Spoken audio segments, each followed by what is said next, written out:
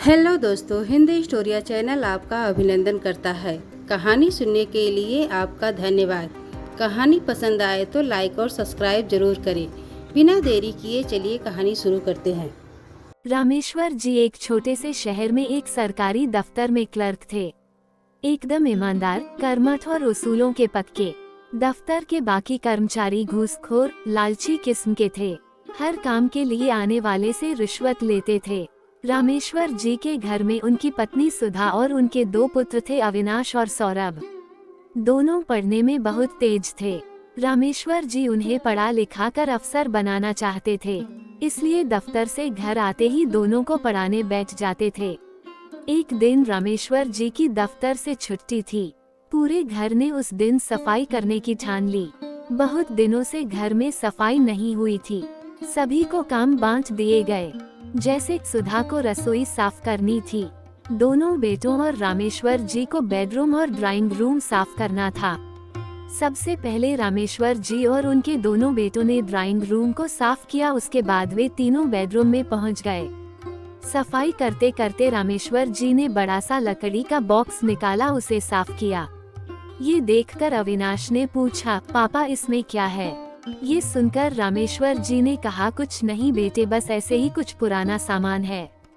तब सौरभ बोला, पापा खोलो न इसे, हमें भी दिखाओ क्या है इसमें। रामेश्वर जी ने गुस्सा होते हुए कहा, तुम्हें कहा ना कि इसमें पुराना सामान है। जब तुम बड़े हो जाओगे तब तुम्हें यह मिल जाएगा, देखते रहना, अभी नहीं। अविनाश बोला, पापा क्या आपने इसमें कोई खजाना छिपा रखा है? सौरभ ने भी उसकी बात का समर्थन करते हुए कहा, हाँ पापा, मुझे लगता है आपने हमसे छिपा कर पैसा रख रखा है और हम इतनी गरीबी में जिंदगी गुजार रहे हैं। रामेश्वर जी को गुस्सा तो आ रहा था, लेकिन उन्होंने समझाते हुए कहा, नहीं बेटा, ऐसी बात नहीं है, मैंने तुमसे कुछ नहीं छुपा रखा, वैसे इसमें पैसे नहीं हैं। मेरा यकीन करो। शोर सुनकर सुधा जी रसोई से बाहर आ गईं। अरे क्या हुआ, इतना शोर क्यों मचा रखा है? तब तक दोनों बच्चे गुस्सा होकर बाहर निकल जाते हैं। सुधा जी के पूछने पर रामेश्वर जी उन्हें बक्से के बारे में बताते हैं। सुधा जी, तो आप बक्सा खोलकर दिखा देते।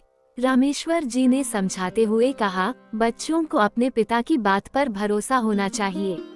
अब तो ये समझो, ये बक्सा नहीं तिजोरी है, और खबरदार जो तुमने इसके बारे में उन दोनों से कोई बात की। दोनों मिलकर सफाई करते हैं। दोनों बच्चे शाम को घर वापस आते हैं। दोनों गुस्सा थे। अगले दिन से जैसे दुनिया ही बदल गई। दोनों कल तक जहां अपने माता पिता की इज्जत करते थे, वहां आज दोनों नफरत करने लगे। अविनाश और सौरभ को लगने लगा कि उसके पिता ने बहुत दौलत जमा कर रखी है और हमेशा गरीबी का रोना रोकर उन्हें हर चीज के लिए मना कर देते थे। वे बेचारे ये सोचकर कि पापा ईमानदार हैं, रिश्वत नहीं लेते, लेकिन उनके पापा ने तो बहुत पैसा दबाकर रख रखा है। सुबह दोनों स्कूल चले जाते हैं, लेकिन वहाँ भी उनका पढ़ाई में मन नहीं लगता। इधर रामेश्वर जी भी जब ऑफिस पहुँचते हैं तो उनका काम में मन नहीं लगता। सुधा जी बेमन से घर का काम निपटा रही थीं। पूरे घर का माहौल बदल गया था।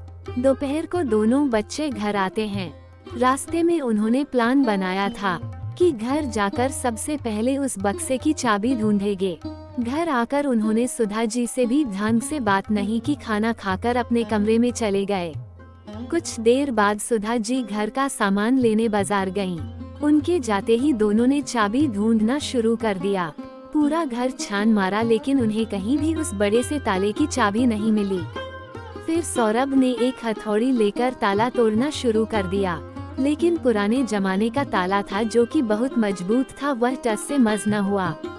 दोनों थक हार कर बैठ गए और मम्मी के आने से पहले सब कुछ पहले जैसा कर दिया। शाम को रामेश्वर जी आए। वे बच्चों को पढ़ाने बैठे, लेकिन दोनों ने पढ़ने से मना कर दिया। रामेश्वर जी ने सोचा बच्चे नाराज हैं, कुछ दिनों में मान जाएंगे।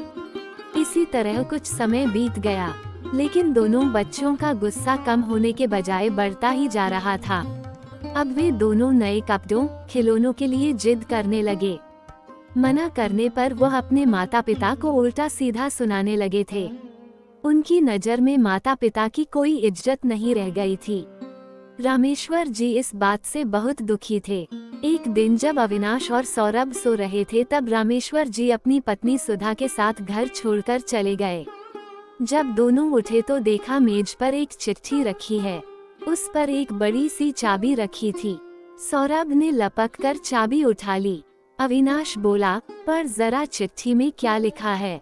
सौरभ ने पढ़ना शुरू किया। बेटा अविनाश और सौरभ, तुम्हें लगता है मैंने खजाना छिपा रखा है, इसलिए आज ये खजाना मैं तुम्हें सौंप कर जा रहा हूँ। हम दोनों ये घर और खजाना तुम्हें देकर जा रहे हैं। तुम दोनों हमेशा खुश रहना। ये पढ़कर दोनों के होश उड़ गए। अविनाश, ये हमसे बहुत बड़ी गलती हो गई। अगर पापा कुछ जोड़ रहे थे तो काम तो हमारे ही आता। सौरभ बोला, भैया चलो एक बार देख ही लेते हैं कितना बड़ा खजाना है। दोनों जल्दी से बॉक्स खोलते हैं तो देखते हैं उसमें एक डायरी रखी थी। दोनों उसे निकालकर पढ़ते हैं तो उसमें उनके दादाजी ने रामेश्वर जी के लिए कुछ लिखा था। बेटा रामेश्वर, ये बातें अपने जीवन में उतारना, तुम्हारा जीवन खुशियों से भर जाएगा।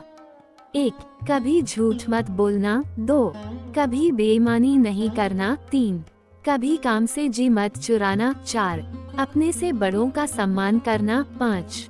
पैसों का कभी लालच मत करना। यही जीवन का सबसे बड़ा खजाना है। ये वो दौलत है जो कोई तुमसे कभी नहीं छीन सकता। दोनों डायरी पढ़कर रोने लगते हैं। अविनाश कहता है, हमारे पापा अपने पिता के आदर्शों पर चल रहे थे और हम उनसे उल्टे। वे सच कह रहे थे, हम झूठ समझ रहे थे। वे ईमानदारी से चल रहे थे, हम उन्हें बेईमान समझ रहे थे। वे मेहनत से अपना काम करते थे, हम उन्हें रिश्वतखोर समझ रहे थे। उन्होंने कभी पैसों का लालच नहीं किया, लेकिन हम इतने लालची हैं कि पैसों के लिए माता पिता को खो दिया। वे अपने से बड़ों का सम्मान करते थे, हमने उनका कितना अपमान किया कि वे घर छोड़कर चले गए। दोनों सब कुछ छोड़कर माता पिता को ढूंढने के लिए चलने की तैयारी करते हैं। घर का ताला बंद करके जैसे ही बाहर निकलते हैं, सामने से रामेश्वर जी और सुधा जी आते दिखाई देते हैं। दोनों बच्चे उनसे लिपट जाते हैं और रोने लगते हैं। रामेश्वर जी कहते हैं, बेटा तुम्हें सही रास्ते पर लाने के लिए ही हम चले गए थे। दोनों उनके पैरों में गिरकर माफी मांगने लगते हैं और उस दिन से दोनों माता पिता की सेवा करने लगते हैं।